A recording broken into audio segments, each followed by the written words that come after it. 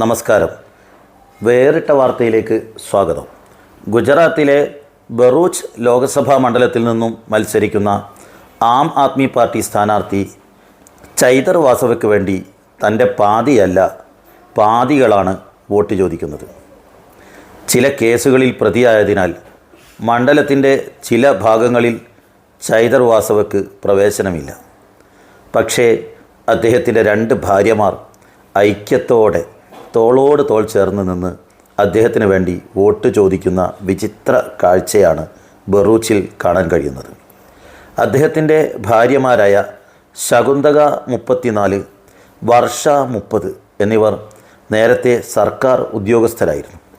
2022 ഭർത്താവ് ചൈത്ര വാസവ നിയമസഭാ തെരഞ്ഞെടുപ്പിൽ ആദ്യമായി മത്സരിക്കാൻ തീരുമാനിച്ചപ്പോൾ ഇരുവരും സർക്കാർ ജോലി രാജിവെച്ച് ഭർത്താവിനെ വേണ്ടി പ്രചരണത്തിന് ഇറങ്ങിയവരാണ്. ഗുജറാത്തിലെ മിക്ക ആദിവാസി മേഖലകളിലും ബഹുഭാര്യത്വം വ്യാപകമാണ്.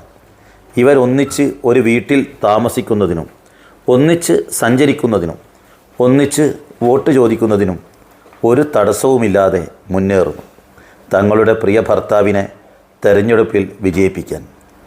ആളുകൾ പരിഹസിക്കില്ലേ എന്ന ചോദ്യത്തിന് ഭർത്താവിനെ സ്നേഹിച്ച് തങ്ങൾ അഭിമാനിക്കുന്നു എന്നാണ് ഇരുവരുടെയും നിലപാട്.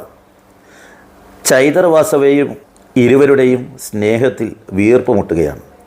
2 ഭാര്യമാർ ചേർന്ന് മണ്ഡലം മുഴുവൻ ഓടി നടന്ന് വോട്ട് പിടിക്കുമ്പോൾ ആര് ജയിക്കുമെന്ന് ആർക്കും ഉറപ്പു പറയാനാവാത്ത സ്ഥിതിയാണ് ബറൂച്ചിൽ. എല്ലാ സ്ഥാനാർത്ഥികളും പരസ്പരം ബന്ധുക്കളാണ് എന്ന പ്രത്യേകതയും ഇവിടെയുണ്ട്. കൂടെ പറയണമല്ലോ, മണ്ഡലത്തിൽ മത്സരിക്കുന്ന ചൈതർ വാസവയുടെ രാഷ്ട്രീയ ഗുരുവും ഭാരതീയ ട്രൈബൽ പാർട്ടിയുടെ സ്ഥാനാർത്ഥി ദിലീപ് വാസവയുടെ പിതാവും BJP സ്ഥാനാർത്ഥി മഹേഷ് വാസവയുടെ പിതാവും ഒരാൾ തന്നെയാണ്, ചോട്ടുഭായി വാസവ. നാട്ടിലെ പോക്കിരിയാണെങ്കിലും എല്ലാവരോടും എളിമയോടെയും വിനയത്തോടെയും സംസാരിക്കുന്ന രാഷ്ട്രീയ നേതാവ്.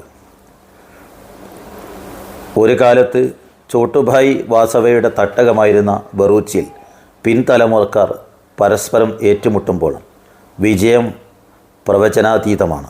നന്ദി, നമസ്കാരം.